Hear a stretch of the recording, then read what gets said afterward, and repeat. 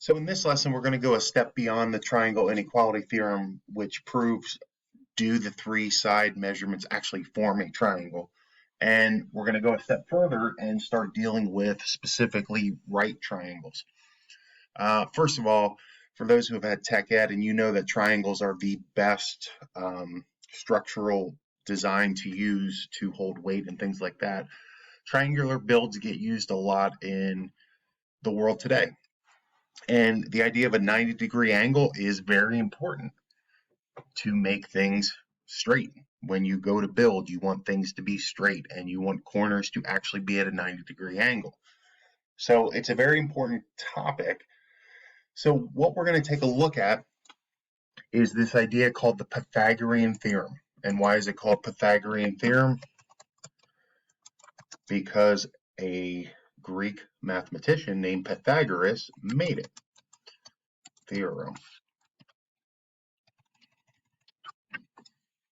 Okay, so we'll talk about this, and it deals with the measurements of a right triangle. So here's what we're going to discuss first.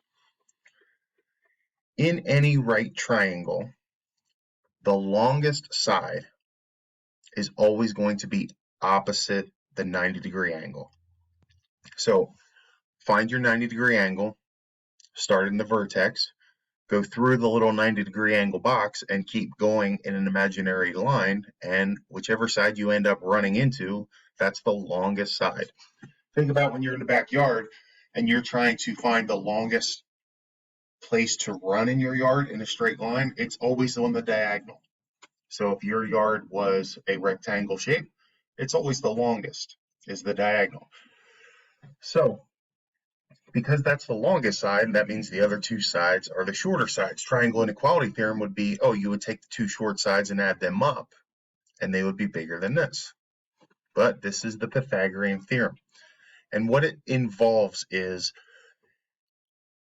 a formula which involves the two short sides, which typically get called A and B, and they're called legs. Now, the order doesn't matter with A and B. It can be B here, A here, or A here and B here. That doesn't matter. What's really important, though, is that C, which is the longest side, or I'm sorry, that C always goes with the longest side. It's also given a new name, the hypotenuse. The hypotenuse is the name given to the longest side in a right triangle. So what is this formula actually? The formula simply says this. If I take the value of side A, square it, add it to the square of side B, it should be equal to the square of the longest side, the hypotenuse. If this is true, it proves that this has to be a right angle. Now, why is this important? Because when you're actually trying to make a 90-degree angle in building something, you don't always have a protractor with you, or a protractor big enough to actually measure a full-scale 90-degree when you're dealing with like pieces of wood or walls or things like that. So that's why this becomes important. So here's our deal. We want to be able to take the side measurements of a triangle, put them in this formula, and say, yes, it is, or no, it is not a right triangle. So remember this formula, a squared plus b squared equals c squared. So now what we're going to do is we're going to go back into our triangle inequality, our triangle Excel.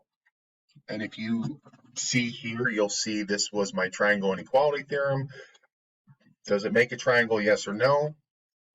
Given two sides, what's my range for the third side? All right, so we're going to pick back up with this and go ahead and you can pause this and make this happen. Side A, side B, side C, and is it a right triangle? So I am going to make an if statement, equals if, parenthesis, and I'm actually going to put in my Pythagorean theorem test. All right, so I want this number raised to the second power. If you remember, it's the caret button, shift 6. So I want a10 raised to the second power plus, so that's a squared, plus side b raised to the second power, shift 6. And I need to see if that is equal to the square of side c. So there's a squared plus b squared equals c squared. Remember, that's my math test, comma. If that's true, double quotes, I wanted to say that it is a right triangle. Double quotes. If it's not true, I wanted to say not a right triangle. Don't forget I need to close this with parentheses and hit enter. Remember, it registers 0, so let's try something. 3, does 3 squared plus 4 squared equal 5 squared? Well, 3 squared is 9, 4 squared is 16, 9 plus 16 is 25, which is the same as 5 to the second. Hit enter, yes, 3, 4, 5 is probably the most common right triangle that exists. Let's see, does 2, 3, and 5 work? No, that's not a right triangle. 4, 6, 9?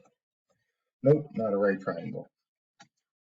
Okay, so this just now becomes a calculator to prove, do I have a right triangle, yes or no? So your job today is to make this happen in your Excel, all right, so that you have this, and then you're going to work on an IXL using this. Good luck.